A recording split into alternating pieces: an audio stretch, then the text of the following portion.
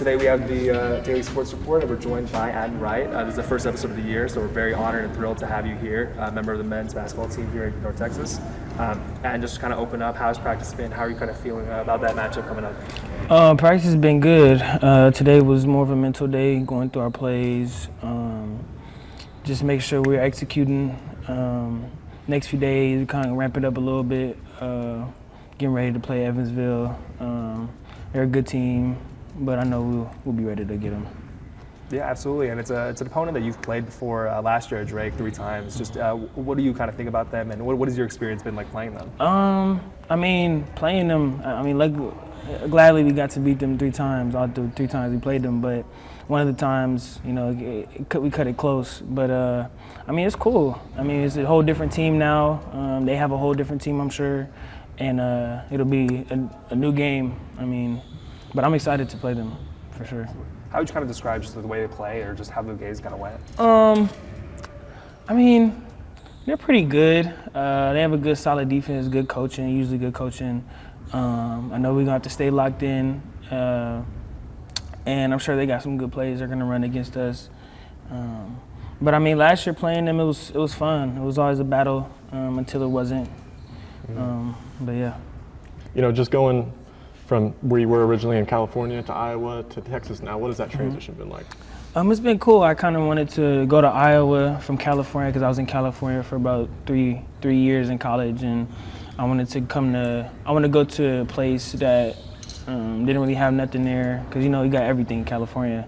There's a lot of distractions in California, but I loved going to a new state like Iowa and just having a new start. And I wanted to come back to Texas because I have family out here. Yeah. And I wanted to kind of feel that home feel again.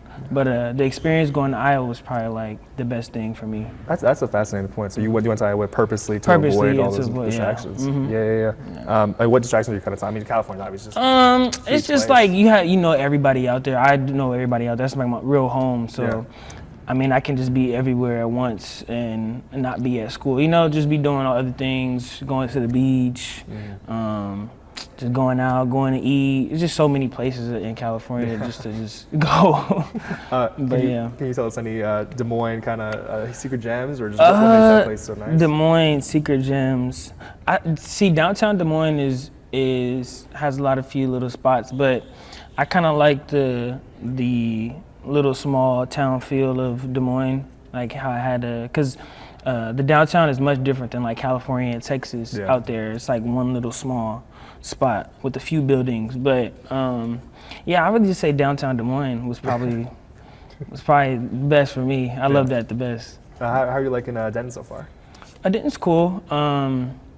It's not Dallas, but it's cool. It has its perks. It's right next to Oklahoma. It's not far from Dallas, and it's close to my family too. So I love it out here. Okay. What do you miss about Iowa or California? California, I don't necessarily miss living in California too much because I was out there my whole life. But I like to go back and visit. I went this summer and visited. That was super fun. I feel like California is a place for me personally. I just want to go for like a week and then come back. But Iowa, I'd probably say what I miss most about Iowa was the snow. Not really? but not the weather, not the cold. How cold it was, how windy it was. Just the snow, But when it would be like -15 sometimes when there was a storm. But I'd probably say the snow. It was a good little vibe. In California, it's always just so temperate, right? California is the best weather. Best weather ever. Gotcha. From these 3 places so far, you've been in Denver the least, obviously, but just how would you kind of rank them, just top to bottom? I know you're from California. I'm not gonna lie. I'm gonna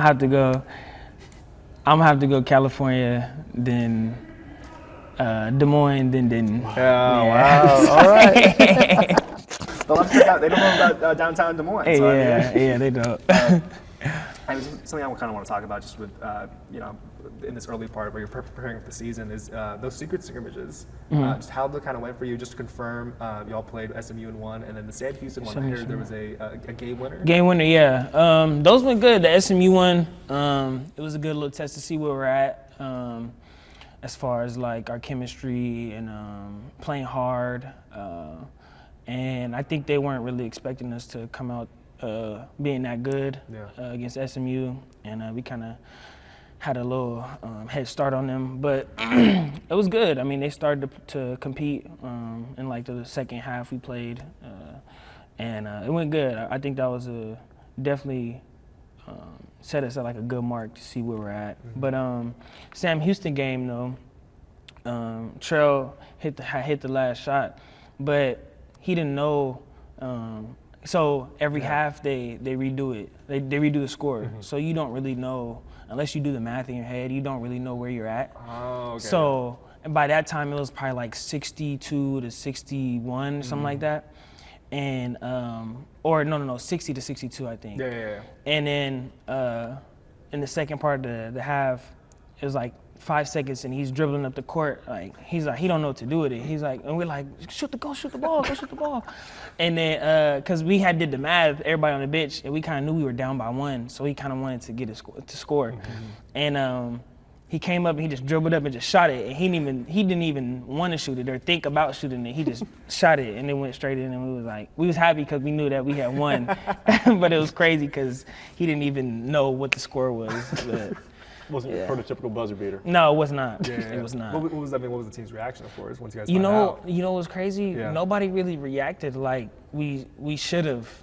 Like, because after the fact, we like, wait, hold on. Hold on. So if you carry the 3, If we really just made a buzzer beater right now. Because Trail was like, wait, didn't I just like technically hit the buzzer beater? Yeah. Like, and we like, oh snap, like, because when he made it, nobody really reacted because we didn't really know. But yeah, it was funny. sounds good. So I wanted to ask, you've been in the transfer portal twice, went to 3 different places. How much different was going into the portal this last year, going from Drake to North Texas compared to your first time? It wasn't different in the sense of like, well, no, I can say this. The first time I went in the transfer portal, it was much more schools, I would say, like, right when I hit the portal, like, contacted me. But this time around, it was like, it took like a few days, and then it was like much bigger schools, like a lot of bigger schools like contacted me. But I mean, it was cool. I'm not really a fan of the transfer portal, just cause I don't know. I just like to be with one team. I'm pretty loyal. But nowadays you can't really it's hard to just to be, because everybody's always moving around. You don't have the same teams, like, but. It was cool though. I mean, it's always a lot of people in the transfer, a lot of players in the transfer portal, but I just feel blessed to be at some place, a good school, knowing all the people in there. Yeah. But yeah. How did you just handle all that attention that you were getting though? I mean, I feel like I handled it pretty well.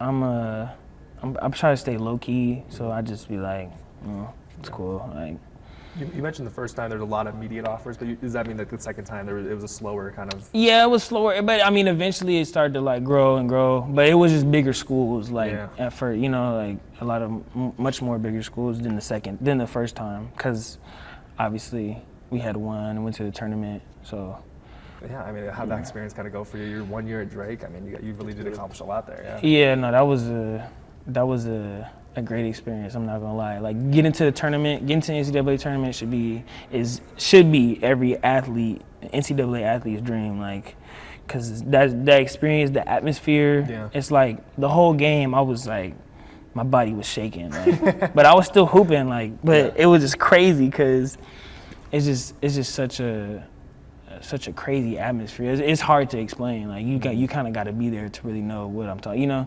But I think it definitely helped me.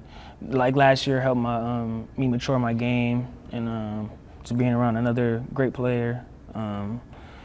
It's fun.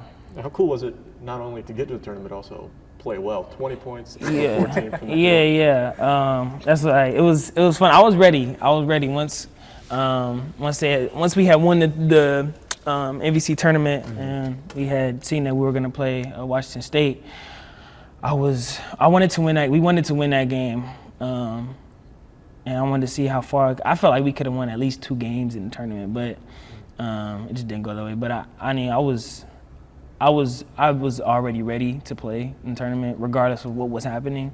So I knew I was gonna hoop. But it did feel good though. It's really good to hoop in that type of like atmosphere. It was yeah. Yeah, what kind of quality do you think that Drake team had that allowed you guys to get to go dancing? You know what I mean? And how do you think this North Texas team might kind of have some of those traits? I think our chemistry early, like off the court, was definitely like a big factor in that, taking us a long way. And we didn't really play as like front runners, you know, because a lot of teams, because we were projected to be like the number 1 or 2 team in the conference already, but we didn't play like that, you know, like people were coming at us, and we kind of wanted to play. We wanted to play like we're the underdogs, like, you know. But I think this North Texas team this year has that type of same chemistry off the court as well. And like togetherness, like I think we are together much more earlier than we were, and when we were at Drake on the court, like, cause you know, sometimes when things are going bad or just people are just tired, so like mentally we're not just connected. That can happen early on when you have a whole new team, and I think this team has done really good at like just staying together at all times.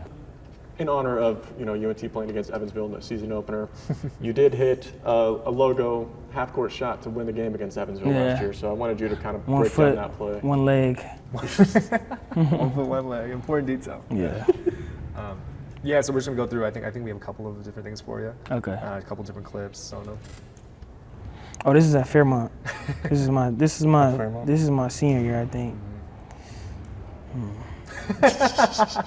What's your reaction? Can you take us to that play? How'd you kind of feel? Honestly, you know, it's crazy. I think before the even game started, I had told my teammates, I was like, bro, I'm not gonna lie, cause a few, like the week before that, I kind of felt bouncy. I was like, hold on, I might be able to like, cause I didn't want to do it once we started season, cause I knew it kind of, you know, if I missed, it'd look bad. So it was, I think that was like the fall league, and I told him, I was like, yeah, if I get a fast break, I'm gonna try to dunk it. Gotcha. And I got the fast break, and I was like, might as well try it. Have you had hops your entire life? I mean, just nah, I have no bounce. Honestly, like my bounce has went down.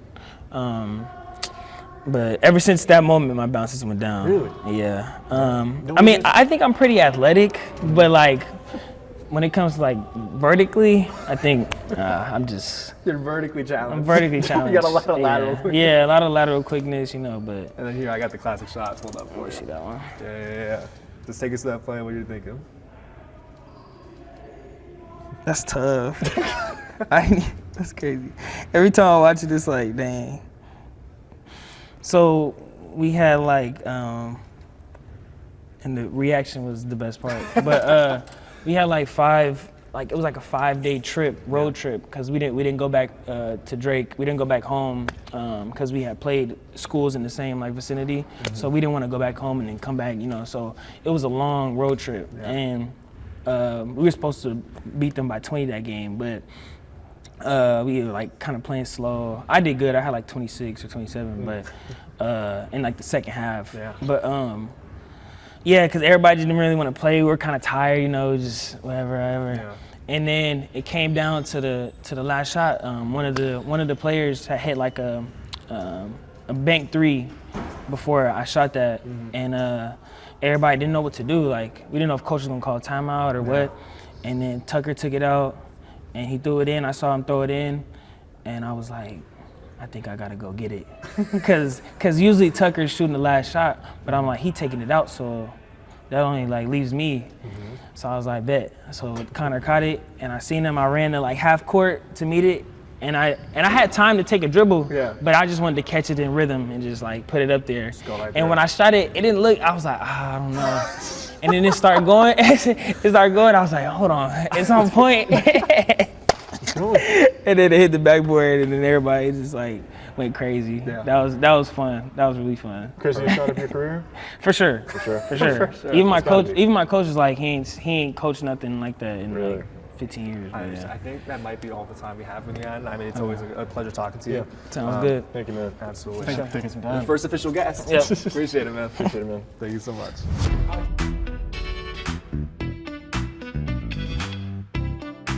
Now we're back with men's basketball coach Ross Hodge. Mr. Hodge, how are you doing today? I'm awesome, man. Thank you. Absolutely. Happy to have you join us. This is our first podcast of the year. We just had Atin. He's our technical first guest, but you'll be our first coach. Okay. So that's still an honor of itself, I guess. Yeah. Just how was practice today, 4 days before the season opener against Evansville? Yeah, no, it was, it's been good. You know, it's, you spend a lot of time trying to build habits over the course of the summer and early fall, and then when you kind of get into this time period of practice, you do start, there's a little more prep, and it becomes a little more real because you're actually like building towards something, and instead of just, you know, trying to build your healthy habits. So yeah, it's an exciting time. Yeah, I mean, I mentioned building. I hadn't mentioned that you guys are going to be practicing through the weekend. I mean, obviously workload balanced, of course, but constantly working until Evansville. Just what was your thought behind that, and how this team is kind of shaping up for that season opener? Yeah, you know, it was a Tuesday night game always makes it a little challenging from a practice standpoint of you know, which day do you take off, you know, and we decided to take yesterday off and decided to go Friday, Saturday, Sunday. Monday will be like a heavy prep day. Yeah. As far as like mental as more physical, but because typically we're Monday, Tuesday, we take Wednesday off, Thursday, Friday, Saturday, you take Sunday off. That's your typical, you know, week. But with the Tuesday game, you know, so we settled in on that, and yeah, it's here. Absolutely. We've kind of been, the big narrative behind North Texas men's basketball this season has been, with all the roster turnover and everything like that, we've talked about it ad nauseum at this point, but I kind of wanted to ask you just how is it practicing without Ruben, without Aaron, just a bunch of new guys and really starting from scratch, just in practice? Yeah, it's, you know, you still do have, you know, Stone, who's been around for a while, and Rondel, and obviously Mulah's been here 3 years. Grayson, you know, even though he's a walk-on, he's been around for 3 or 4 years, so they can at least help get organized in practice, explain the standards, explain the expectations. So it's not like you're stepping out there like completely blind. So it certainly helps having those guys back around, you know, but yeah, early on in the summer it was a little different, not seeing, you know, Ruben had been around for 4 years, Aaron been around for 3, but you know, it's the nature of college athletics nowadays, and everybody's dealing with it, and it feels unique to us because there's a personal attachment to the program and to our players from our fan bases and students, but we're certainly not alone in having to deal with a lot of roster turnover. Absolutely. Yeah, I mean, just speaking on Ruben in particular, it feels like he's been you know, just because of how long he's been here, kind of the face of North Texas basketball just for a little minute. Just how difficult was saying goodbye in that particular relationship? Well, you know, it was like anybody that, you know, comes here and graduates, and you know, we really, you say you've been through it all, you know, but we had been through really a lot in Ruben's tenure here. You know, he had COVID. We had the, you know, passing of a staff member, Nelson Haggerty.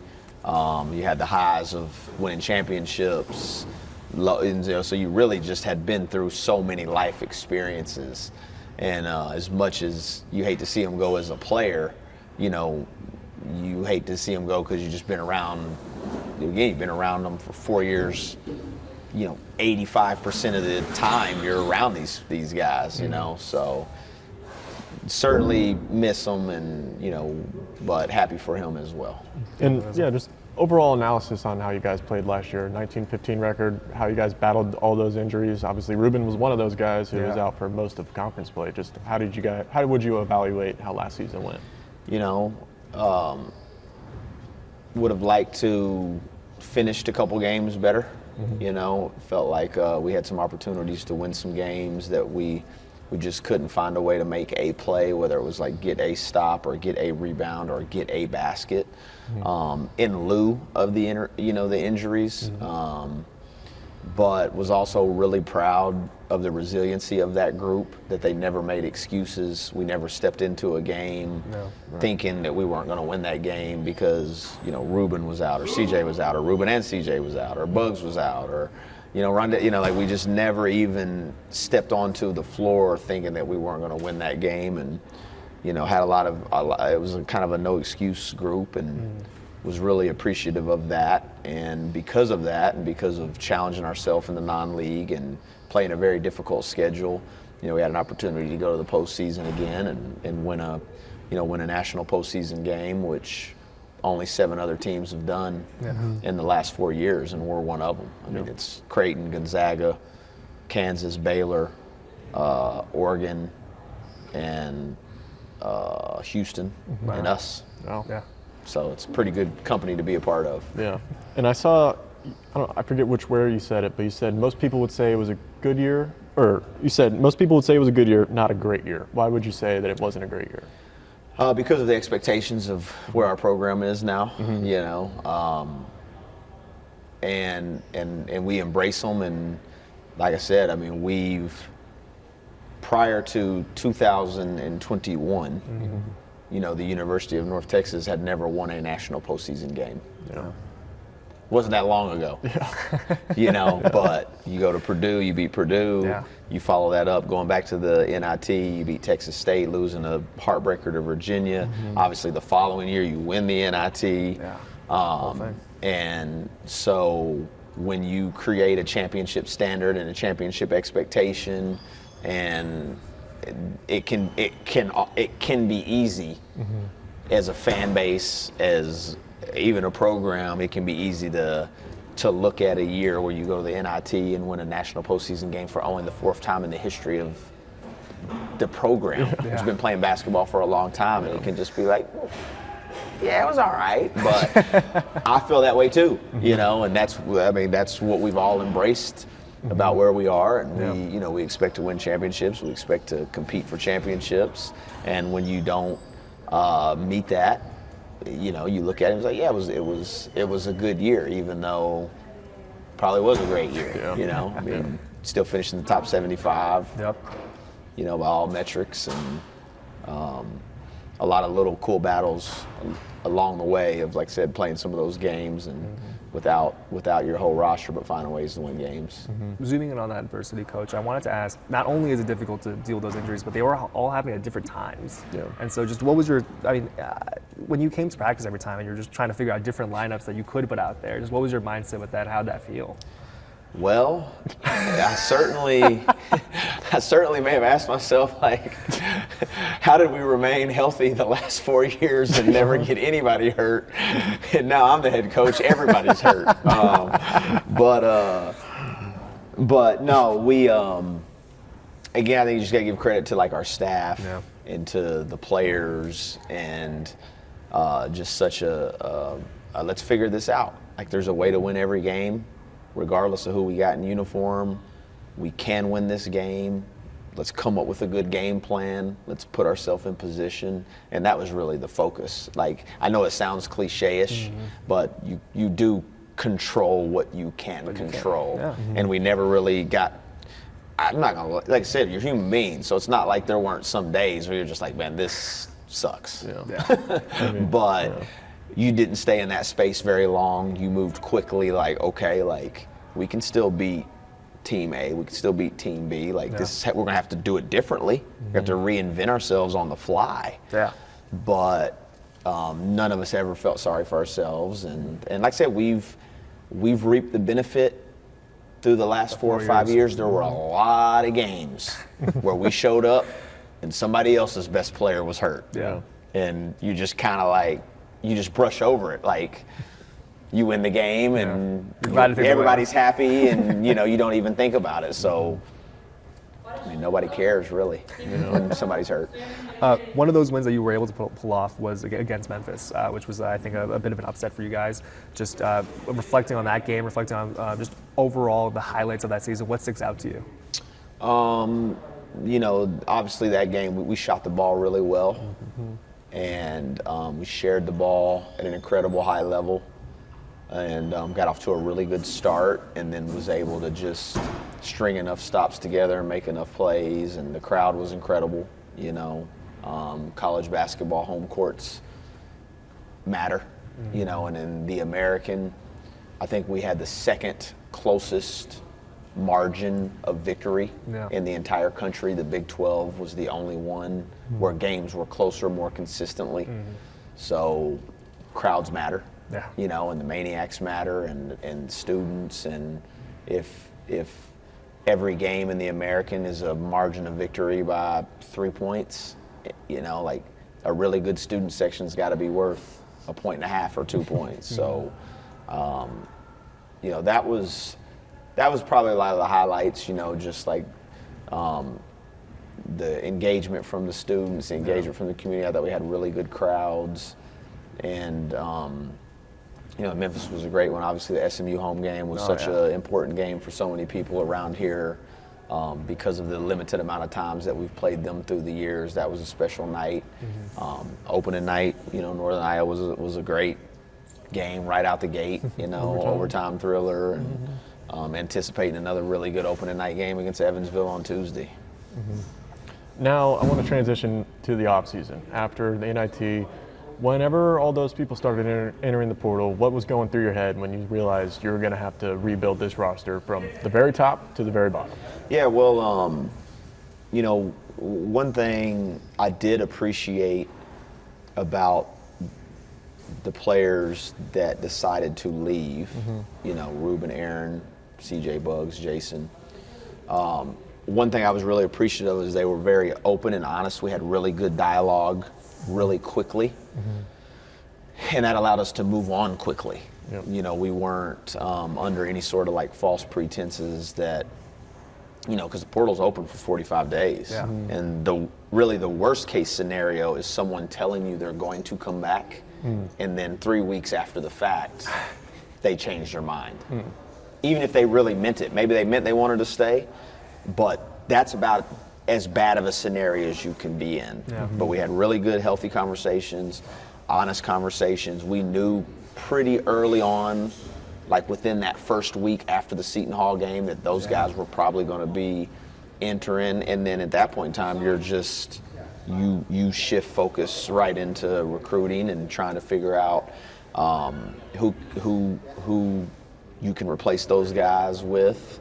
Not that you're trying to like replace them specifically, but just try to reshape your roster and how that's going to shape out. And a lot of those guys were still really instrumental in helping us recruit other players. Gotcha. And on to the topic about recruiting people. Who was the first recruitment that you picked up? The first commitment, who was that guy, and how big was that for you? Yeah, I think it was Jonathan Massey, and he was high school teammates with Aaron Scott.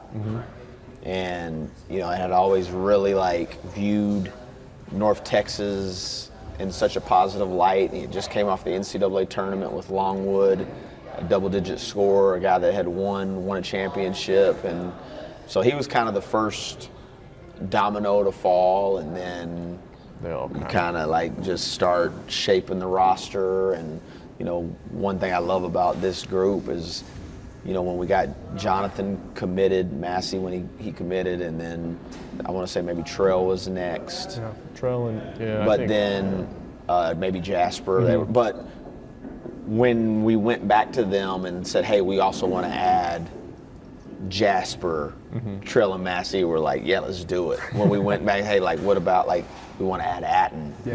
They weren't ever resistant to that, well, how's this going to impact me? They were like, yeah, let's keep getting good players, and let's put ourselves in position to try to win. Do you have any funny stories or anecdotes from just out there on the recruiting trail? Man, it happened so fast and so furious. Those I call those recruitments are like speed dating.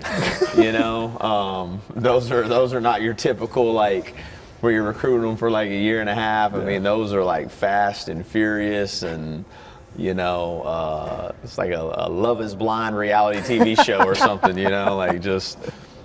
The good thing is those guys were all older and more and mature, and we had very specific needs, and they were looking to have very specific needs met. Yeah. And so it wasn't that complicated. Yeah. You know, and there were little interesting stories that you like. Okay, like Atin Wright, for instance. Of course. He started his college career, California originally, started his college career at Northridge, went to Drake, averaged, 15, 16 points a game, goes to the NCAA tournament, and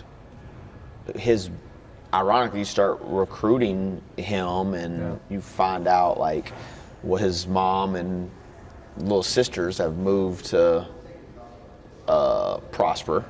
Thereby. And then he had actually been on our campus before because his best friend was Bryce Zephyr, who played for us 3 years ago. Really? Yeah. And this is where, like, even though Bryce didn't have a ginormous basketball role with us, he still told Atin, he's like, you need to go there 100%. Yeah. And so again, that was a moment where I was like, okay, like, we're doing things right here, and we're treating people the right way. That you can have a player that didn't get as big an opportunity that he wanted on the floor. And Bryce went to a junior college. He's at Montana State now. He's having a good career. But for him to still say, even though it didn't kind of work out for him, like, hey, man, you need to go This is a there, great landing that was spot. cool. Yeah, so just thoughts on how this year's team is starting to shape up. You mentioned all the seniors that you guys have brought in, a lot of experienced guys. How are they starting to mesh together so far? They've really had a kind of an instant connection since they've gotten here.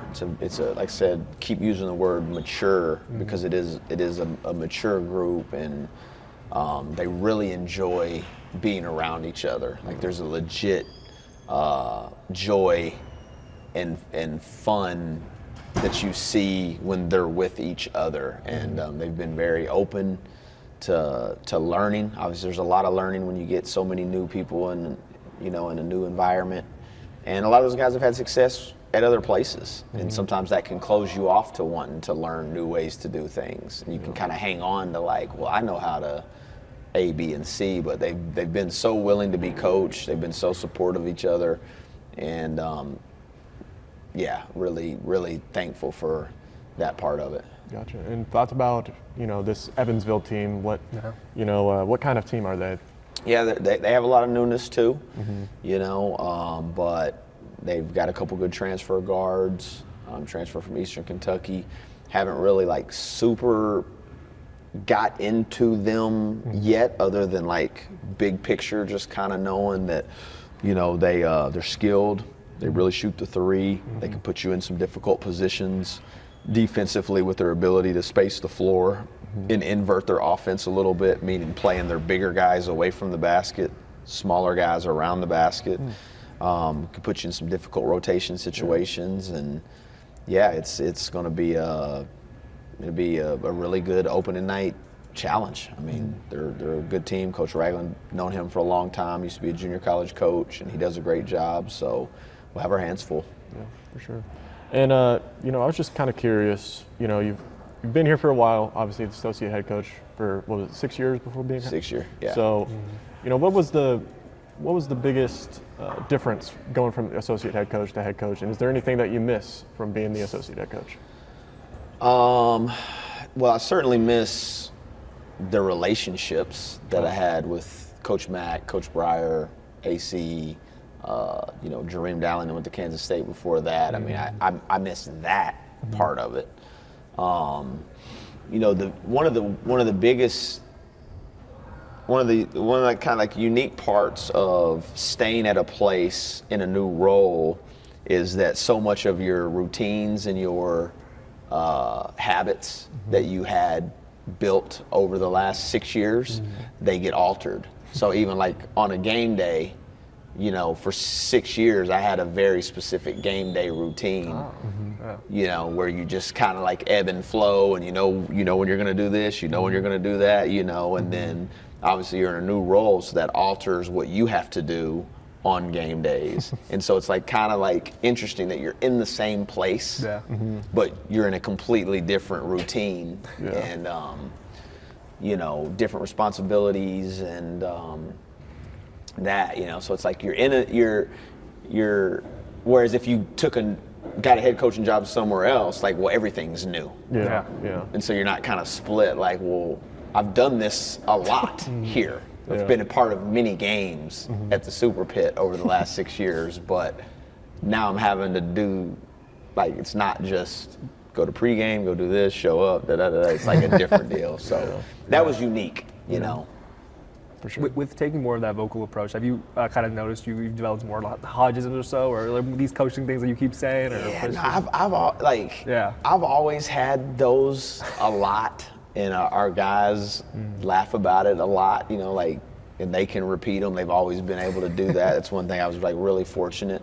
Like Coach McCaslin gave me an incredible voice within the program, gave me so much ownership and so much ability to really, you know, coach the team. And so that part, weirdly enough, didn't feel that much different. All the you same, know, yeah. it's little things like this. It's like external factors Yeah. that pull you away from being with the players and being on the basketball floor and like managing that part, managing your time. That's kind of the biggest difference from going from being associate head coach to being a head coach. Gotcha, for sure. You know. What are your favorite parts about the job? I actually enjoy doing this. I like talking to you guys. We appreciate that. Love, you know, love being able to talk about our players and share their stories and share their vision and talk about them. Yeah, I mean that would probably be. I enjoy that. I enjoy whether I was the head coach or the associate head coach or a regular assistant coach or a graduate assistant. Like, I just really enjoy being in competitive environments with teams and, you know, the natural relationships that you get built with your staff of going into games and preparing and all that comes in with that. Like, that's what I enjoy the most, regardless of what chair I sit in. Like, you know, because, I mean, Coach Estelle, Coach Forte, Coach Hurl, Coach Shaw, I mean, all those guys could be sitting in this chair. I wanted to talk a little bit about junior college. Obviously, you were head coach there for a while. I think 146 and 24 between 2006 and 2011. Does that sound correct? Probably. Somewhere around there. Fondest, A lot of wins and not a lot of losses, but what was your fondest memory from being a junior college head coach? the same. The growth amongst the players. You know, there was a purity and an innocence at that level. You know, and a grind associated with, you know, players looking for opportunities at higher levels there for a lot of different reasons, and it's not very glamorous. I mean, you're on buses and you're eating sack lunches and sandwiches, and you know, there's no, you know, just it's. But there was a bond and a you know, a connection, and seeing those players grow from being with you and then going on to, you know, higher levels and graduating from there, and like you're really, it was a very impactful time in a lot of those guys' life. You're getting them right out of high school, and everybody's right out of high school. It's not like here where you're getting a high school kid and he's around some, you know, young men to help them. It's like everybody's trying to figure it out together. I mean, just a bunch of guys, but it was it was fun for sure. Yeah. And do you feel like being a junior college head coach kind of prepared you for this moment as a head coach today? Because, I mean, you got junior college guys leaving at once, like every year. Absolutely. Yeah. I mean, you know, for the longest time, being a junior college head coach maybe was almost viewed like negatively at this level. You know, there was like maybe a negative stigma of junior college coaches. You know, the other way, like, well, can they build a program? Can they do it for, you know, and it's almost came full circle now that it really does almost feel like junior college-ish again at a higher level with older players, but roster management, quickly turning over rosters, quickly learning how to gel rosters, quickly trying to figure out which roster and player can do well in a short amount of time, and bringing it all together like in a crash course, definitely you can lean back on those experiences. For sure. Absolutely. Speaking on junior college, coach, I mean, you kind of alluded to it, but a lot of people don't think about it as their final destination. You get a lot of these young players. Just how does the approach kind of change when you're dealing with 17, 18, 19-year-olds all the time? Yeah, I mean, you can't, regardless of how we feel about the transfer portal and the state of like college athletics, like you can't shy away from that either. Yeah. So it would be naive when we're recruiting high school kids or younger players now. Like you used to have that in mind, that this was going to be your home for 4 years, and you talked about that, you sold that, and you still do, but it's probably a little disingenuous to not, talk about the elephant in the room, that, hey, like, you almost, at the end of this year, we'll all come together, we'll all talk about what's best for everybody, and sometimes that's staying and sometimes that's going, and you can't ignore the fact. Okay, just going back to, your recruiting days, who was your favorite recruiting story for all time? And give me your top 5 favorite players that you've coached. Man, you're gonna get me in trouble, dude. You're gonna get me out here like putting out a Bruni's top 20 player list and getting crushed on social media. Yeah, please. Let's Have you ever Man. given out a list of your top 5 or top? You can go back to junior college. Yeah, You can go. intentionally. I want to, let's see, a good recruit. Man, there's so many. I would have to like legitimately think back. Well, okay, there was one. So I go to recruit. I'm at Paris Junior College. I'm the head coach, and I go recruit a player in Kingston, North Carolina. Kingston. Country. Country. Roads. Back roads, no pavement. I mean, you're in the country, and I had a nice new fresh pair of Nikes, and we get there. I'm trying to get this guy to sign and commit. Yeah. And so I convinced him into playing horse. So Okay. we go play horse, run my shoes. Oh yeah. Okay, beat him in horse. Whoa. His dad was like, Dad was like, no, we're still not doing that. He's like, but his little brother has a game at 7. If you want to go over there and watch the game with us, you can. So go over there, and his little brother's in the 5th or 6th grade, and it's Brandon Ingram. What? Was the little brother. You gotta be kidding me. And his older brother, Bo Ingram, ended up going to South Plains, didn't come to Paris. Yeah. And then he ended up going to UTA, actually, after that. Was a good player. But Wow. yeah, it was Brandon Ingram. He was like a 5th grader. Could you tell he was a good player even Yes. back then? Yes. As a 5th grader. Yes. And then, top 5 players, man, like, I couldn't even do that. Couldn't even do that. I mean, I could, but I'm not. I could, but I'm not. I mean, there's so many. Yeah. There's like different players impact you in different ways. And some of them, yeah, you're just thankful for them all, honestly. Yeah. I mean, it would be unfair. It would be unfair to so many to even like rank them. Yeah, I feel it. I got you. On camera, anyways. Maybe if I could throw a curveball, maybe instead of favorite players you've ever coached, maybe best defenders that you've ever coached on defense. Yeah, I mean, J.J. Murray was the best on-ball defender that that I've ever coached. His balance, his strength, his core strength, his anticipation. I mean, it's no wonder, that his senior year, because I was going to say the best help defender that I've ever coached was Thomas Bell. And so you had JJ on the ball, you had Thomas kind of roving around making up for mistakes. So you know, it's no wonder that team won 2 months of games in a row, and you know, it was just so tough and so physical. You had kind of two of those guys on the same team at the same time. Yeah, that was pretty nice, I bet.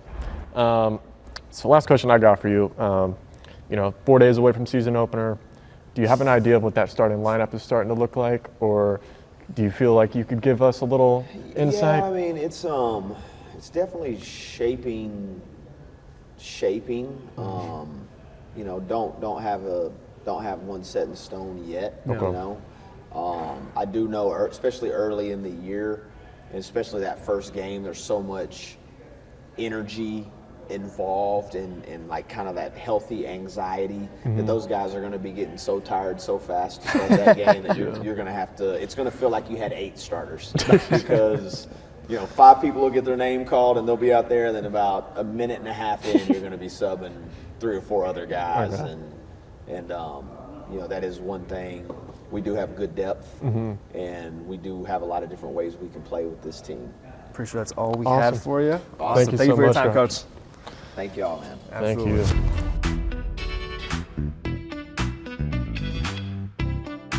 For our final guest, we have Rondel Walker here joining us. Rondel, just how's today going, and how are you kind of feeling 4 days before that season opener? Today's going good. You know, it's a great day to have a great day. We had a great practice today, great energy from the start. I definitely feel like we could feel like game time's approaching, and it's kind of like sinking in all of us. So it's a great feeling right now. Yeah, just obviously, you know, during the off season, a lot of guys decided to enter the portal. You were one of the guys that didn't, obviously, and you put out a little tweet. I just wanted to ask about what kind of went into that tweet. You're just trying to, you know, make all the UNT fans a little bit less nervous or something? I just feel like it's a lot of I don't know. That tweet kind of just. It was a lot of rah-rah going around and like, you know, uncertainty like with fans, with players coming here, going here. And I just want to know like the standard's the standard. Coach Hodge brought a great group of guys in here, so that tweet just is going to be tenfold coming forward. Just how I knew everything was going to work out how it's supposed to, just trusting in Coach Hodge, and everything worked out for how it was supposed to for a reason. Yeah. And how did you kind of handle, you know, the off season with all the rumors, with all your teammates going? I'm sure you've heard some about yourself leaving maybe as well. How'd you handle that? I feel like being a player on a team, you kind of know things before like the media does, so it kind of gives you a better chance to like prepare yourself to answer questions when it's coming to you. So just me being in the loop with my teammates, you know, them trusting me with whatever they were going, their decisions they were going to make. It wasn't really that hard, but just tune in to what we had here and then like ask Coach whatever he needed, we're going to do that. Yeah. Last year, Rondel, you kind of had your own problems with the NCAA transfer rules and all that. Just was there ever a thought of transferring again possibly, or it was just kind of you're committed to North Texas at this point? Nah, I feel like just in life to me, like the top 2 worst thing is moving. Like I hate moving, bro. Like that's the top 2. I just can't do it. And I mean, the love they poured into me here from the fans, from the coaches every day, with me not even playing. I can honestly say that was one of the easier decisions I made in my life. Like it really wasn't even a decision, honestly. Like there was no thought about it.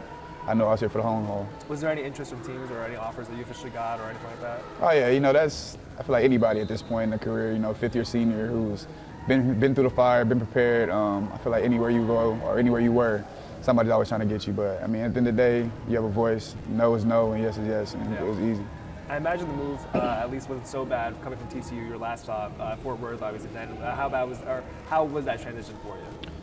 Bro, it was bad. Like, it was bad. I had, coming from TCU, like one of those persons, like even on the team now, like you need anything, I got it. Lint roller, this, like I got it. So just moving all of that stuff here, it was just, bruh. And then last year, I was going back and forth from Fort Worth to Fort Worth to Denton every day for like team camp and stuff, so I got my stuff here. So I was making 40 minutes, 45 in the morning, 45 later at night. So I was coming here at 7 and not getting back home till like 8 p.m. last year, so in the summer. So just being here for a full summer just, man, it takes a lot of the stress away and allowed me to be in the gym way more this year. How did it feel kind of when you were fully established, fully kind of settled down in Denton? I feel like I got out of the frying pan and got into the skillet. Like, I got out, I got all my stuff moved, and then I got here with I couldn't play. So it just like, I mean, it's one of those danged if you do, danged if you don't. So it was just one of those situations, honestly. Yeah, and then obviously that's, I think, a big story for you last year. Just how to feel, you know, not being able to directly contribute to that team, you know, for a big portion of last year. For me, I just literally talked to Coach Hodge yesterday, just showing my appreciation for everything he's done for me since I've been here. And leaving TCU, like, basketball is uncertain to me. Like, that was such a bad part of my life. Like, by a time period, I didn't even want to hoop anymore, for real, honestly. And just to come in here, and I told him, like, being here last year and not even be able to play, but still being excited to come here every day and being around the guys, like, that did more for my mental, more for me, basketball-wise, than anything else I feel like I could have happened. So I definitely appreciate the coaching staff and appreciate everybody that's been a part of that journey and helped me find the fun in basketball again, for sure. Absolutely. Yeah, what was your favorite memory from last season? You know, obviously you got a couple big wins, home win over Memphis, home win over SMU, got the NIT win over LSU. Just what were your favorite memory? I feel like my favorite memory, not gonna lie, like after my stroke, I was in the hospital. We played ECU at home, and after the game, Chris FaceTimed me on the court right after the game, and all the guys and the camera, and then somebody has a picture from that. So it's just one of those, like, even after the game, everybody thinking about me. It just goes into like how much of a team we were last year and how much of a family organization this is right here. So that was definitely one of my proud moments, just because, like, I know I was down, but they had my back for sure. So that whole situation, I didn't know that you had a medical scare or anything like that. Just, you know, how'd you kind of recover from that, and just how was that whole process for you? I feel like I dumb it down internally because, like, try to not be scared. Like, some people ask me, like, it wasn't that big of a deal, but I feel like it's one of those subconscious things. But it was just, I feel like the hardest part for me still to this day is just really still not knowing why. So it's just one of those things that got poked and prodded up first. We're still doing stuff right now, but I feel like that's definitely the scariest part, just being able to pinpoint what had happened. But I'm glad I was here with North Texas. I'm glad everything happened how it was supposed to. And I'm glad I was around a great group of guys, from leadership standpoint, from coaches to trainers to my teammates as well, to just help me get through that and come out on the other side harder. Yeah, absolutely. Yeah, I'm glad to hear your teammates got to call you. Yeah. You had that photo you said? Yeah, somebody took a picture, like, you zoom in, like, I know it's me, like, the team knows it's me, so it's kind of, I like that for sure. Yeah, I mean, you mentioned kind of coming off TCU. You mentioned it was a rough time in your basketball career and your personal life. Just what was the reason behind that, and you know, what was the moment you felt like here you kind of felt like you were kind of falling in love with basketball again? I feel like at TCU is just, it was a lot. Like, I'm one of those people, like, I don't learn how other people do. Like, I'm not with the, like, being in class for 2.5 hours and then we'll pick back up on Wednesday. Like, I'm one of those, like, this is what I got to do, let me get it done type. And TCU was one of those, like, had to be there. You got attendance points if you didn't, 8 a.m. classes. It was a shell shock. I'd never been in class. Like, even at OSU my first 2 years, I was all online. So just going that and just, I am still smart, but it's at the same, I didn't really like that aspect of it. And just, I don't know, basketball just kind of just, I don't know. It was like, I didn't find fun on the court and I didn't find it off the court, honestly. So coming here, transformation, coming to UNT, just being around a group of guys like myself, to where it's like, I don't mind being around them all day. Like, I'll look up and we're like, damn, bro, go home. Like, we've been over here all day, you look up, you don't even realize it. So just being around a group of guys, like, don't even allow you to, like, find anything wrong with you and yourself. Like, you just pour into your guys.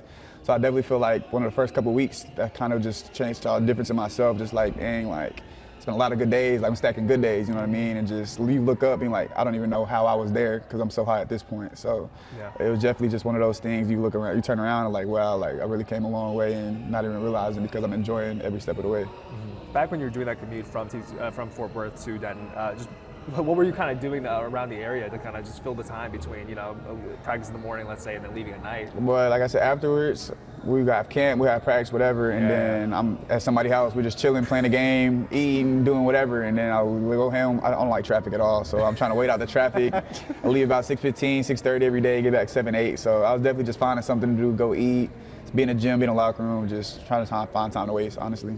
And, you know, this team brought in a couple guys that were in the tournament last year, Atin, Wright, and Jonathan Massley. You also went to the tournament back in 2021. Just what was that experience like, going to the round of 32, playing alongside Cade Cunningham? It was fun. I feel like that was kind of, I don't know, like, it's different. I feel like it was a different mindset back then because it's like, it's different knowing you're going to the tournament, like being in the Big 12, like you got to be top 6, top 8. And it's just like we were at top of the conference, lost in the conference tournament. So we always knew we were going to go there. So it's just a matter of once we get there, just soaking it all in because like it's life. You never know when you're going to get there again. Unfortunately, we got banned my sophomore year and I got to go with TCU my junior year, but just never taking anything for granted. I mean, you know, like just my stroke and anything that happened in life, and it just taught me to just enjoy the moment and be where your feet are. And I appreciate everything that Cade and everybody has done for me up until this point, honestly. Just statistically speaking, it's a interesting situation with you, right? Because you mentioned that you're having your best year, your freshman year. Just, how have you kind of seen your career progress, and how is it kind of having your statistically best season in that first initial year? It's weird. Like, I still be trying to figure out why they go. I don't understand why, honestly. But I mean, I feel like it's not for me to figure out at this point. Just for me to do something about it now. So I feel like definitely I have goals set for this year that should smash my freshman year things. Like, shouldn't be a question. So it definitely gives me something that's just motivation of, all right, like, I feel like I haven't been as successful as I have in a couple of years. So it definitely gives me motivation every day to, put my best foot forward and produce the outcomes I want in the end. Absolutely. And why do you think kind of like this is the year that you think you kind of really just reach a new peak for you? I feel like definitely I matured over this past year. I mean, just being out last year and just being able to see stuff from the sidelines, from a coaching standpoint, from a player standpoint, and just from a work standpoint. I've been in the gym more than I have in I don't know how long. I'm just finding like a simple life, just everything being routine and sticking to that routine. I feel like once I did that and just everything just started taking care of itself on and off the court. So I definitely feel like just me slowing down and allowing, just like I said, just me being where my feet are is kind of what I tell myself all the time, and just make sure that everything I'm doing is intentional. And I feel like I've definitely done that from the summer up until this point, and it should show on the court for sure. You mentioned kind of learning how to communicate, right, depending on each person. With all these new faces, what's kind of an example of two people, two new teammates you have that you have to, kind of talk to completely differently, just from a leadership standpoint? Latrell Jossell, I could talk to him like, you get on him hard as you want to, and he's going to respond in a way that's conducive to winning. And it's just some guys, like I said, John, he's kind of still learning this, and you can see that. And it's one of those things to where when somebody's still trying to figure it out, like, nobody feels worse about a mistake than that player in the moment. Just understanding that and being here before and understanding what that felt like for me, just coming to him saying, like, it's going to be okay. It's, you know what I mean? It's just being that good teammate, like passive teammate, but at the same time, like, having that stern standpoint of, all right, like, enough's enough, and like, we're going to get this going together. But I definitely feel like it's just a balance of just in a moment who and what the situation presents on how I would relay that message to whoever it needs to be. I guess now we could switch into another segment. I want to show you some highlights. This one specifically is a and one layup against number 6 Kansas at home. Just walk me through OSU? Back to OSU days. Tell me what was going through your head in this moment. We gamed them, actually. I had 9 boards in this. I was mad. I should have had 10 rebounds. I should have dub. Trell was on his team too. Trell played for Kansas. Oh, he was at that time? Yeah, he was on the bench though. We ain't gonna talk about it. We not gonna talk about it. But after this, okay, we were just talking about I'm gonna make the free throw, and then we had. That's my dad right there. It's kind of crazy. They got him on there. Yeah, it's my pops. But nah, it was just one of those things. I really didn't feel like it was a foul, to be honest, but I'll take it. And at the next Kansas, like, you grew up dreaming about beating Kansas, stuff like that. And unfortunately, like, my last game playing Kansas, we beat them by 20 at Kansas, so it's just like. Can't do it much better than that. Yeah, you feel me? It's a great way to go out. But no, it was definitely a great feeling freshman year. Gaming Kansas at home, number 6. It's definitely tough. Speaking on Oklahoma State, just, what was that experience playing alongside, obviously, all of your teammates, but particularly Cade Cunningham, right? Current Pistons point guard, right? Just what was your relationship like with him? I saw that you kind of helped in that recruitment of him, just that whole situation.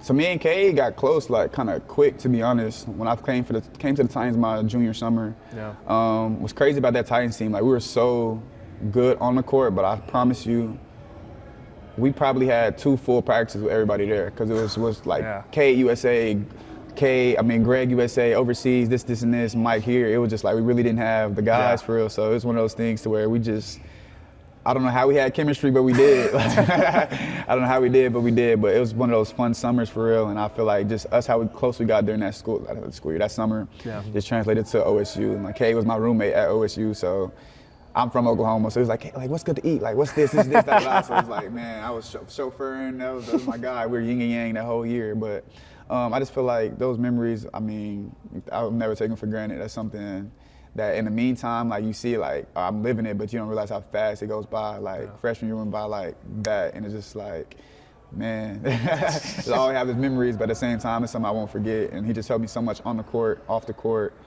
His brother Cannon as well. I feel like he's one of those unsung heroes of that OSU team. Great coach, had our bigs right. He had everything every day. He brought it, and he was a great off-the-court trainer, on-the-court trainer. So I definitely feel like that helped shape me in some way of who I am today, honestly. Now going back, I got another highlight. Oklahoma State against TCU. Okay.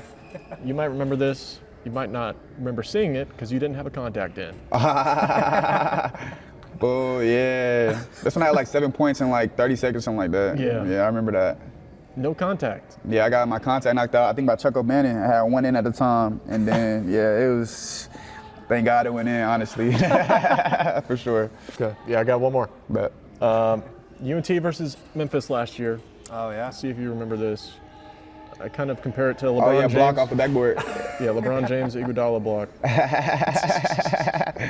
I had to do something to make up for those 5 turnovers that game, bro. You hit a couple threes that game too, right? Yeah, I did. How cool was that playing against, Penny Hardaway, man?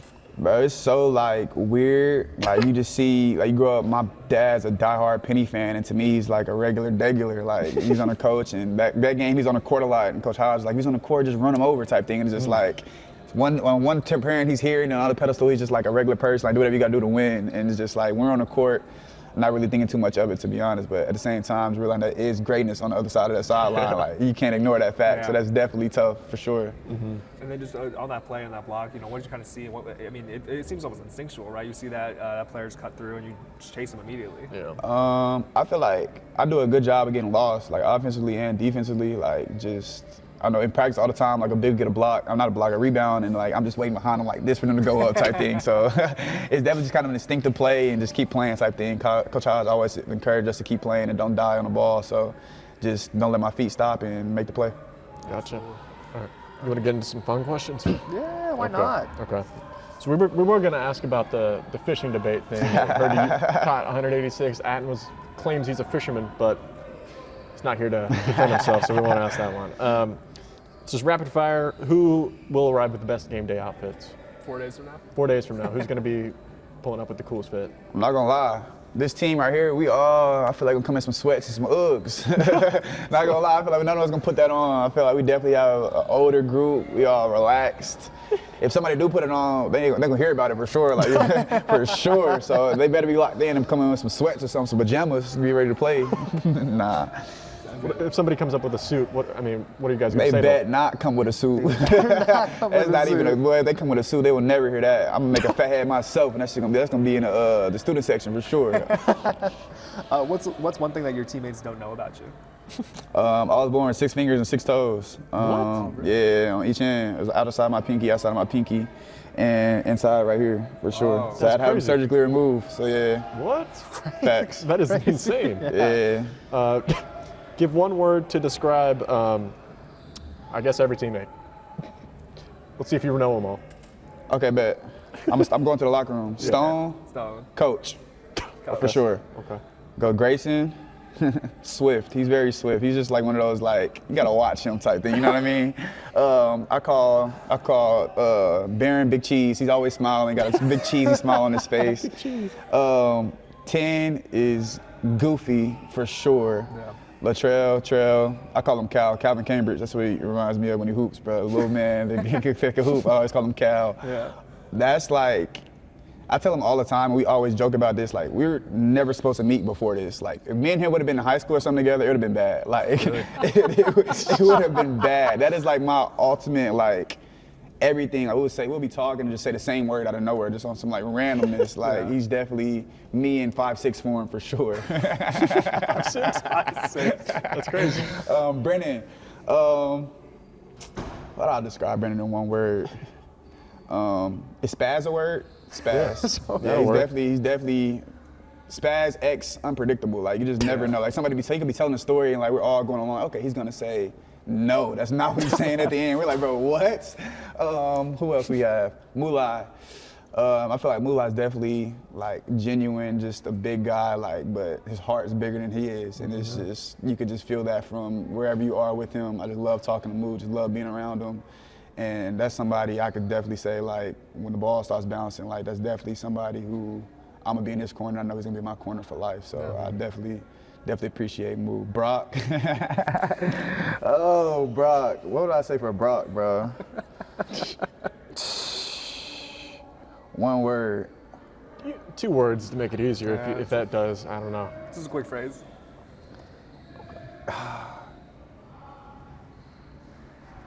Brock, bro. How would I even? Mr. Unserious. That's a good one. That is a good one. Mr. Unserious. It's just, he's so cool, calm, and collected, and just the things that should be hard is like, oh, that's not. And it's like the smallest things, just like, I just can't do it. And it's just like, even off the court, it's like, bro, I can't. I'm like, bro, it's like, oh, okay, it's easier than I thought. But it's like, yeah, definitely that for him. John, nonchalant. Nonchalant for sure. He's just got that's just him, his mindset with everything. He just, if you didn't know who he was, you would think he didn't care, but he definitely top 5 on the team that for his care factor, but it just, his aura is just very relaxed and chill for sure. Yeah. Who else we got? Ty.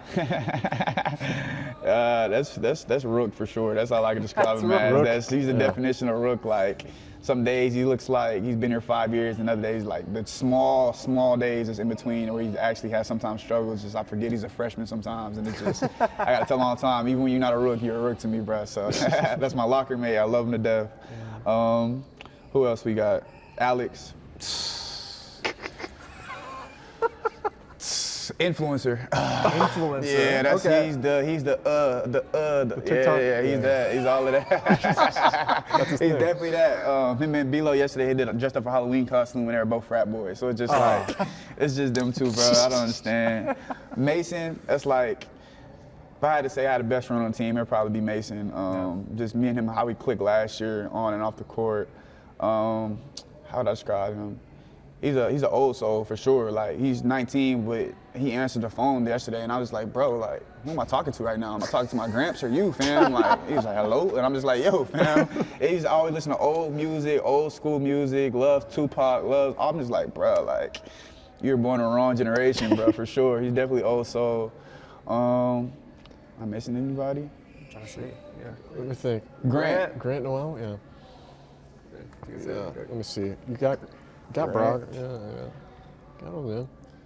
No, we call him Mr. Fun Guy. I'm not gonna lie. That's Grant, because it's just, he's such a Kawhi energy. Like, it's just so laid back and like just, I don't know. Grant is Grant. He's definitely one of a kind for sure. Jasper, RoboCop. He just moves like RoboCop. Yeah, we be on him about his knees all the time. So he be moving kind of Aki sometimes. So we gotta let him know about that, bro. So he definitely got old man knees, and that's Mr. Robo for sure. Mr. Robo for sure. I think, is that everyone on the team? Did you get Brendan? Yeah. Brendan Laurier? Yeah, Bilo. That's what I call it. Yeah. I thought that was gonna be absolutely. That was pretty impressive. Yeah. I think. Just to kind of wrap it up, I guess. You kind of mentioned everyone on that team so far. Just what about this? How would you kind of describe this team? I guess in one word or two, you kind of just did for every player. But collectively, what kind of team does this group of players make? I feel like definitely this team gives me like AAU vibes. Like, no cap. I could just see this team in high school, middle school, just going to an 8 a.m. AAU game on a bus, and everybody just chilling with headphones in, like making jokes, snoring cereal or something. Like, this team just a very like older, mature group, but at the same time, we know how to have fun because we know how to lock in. So I feel like us just being how we are off the court together, like jokes don't stop, like it just keep going, and at the same time, just like you don't realize how much you're talking to each other until like game time comes. It's like you don't have to say anything because we talk so much that we know each other through and through. So I definitely feel like, man, this team was assembled. I don't know if it's intentional or not, but personality-wise, I feel like we definitely mesh up across the board at a high level for sure.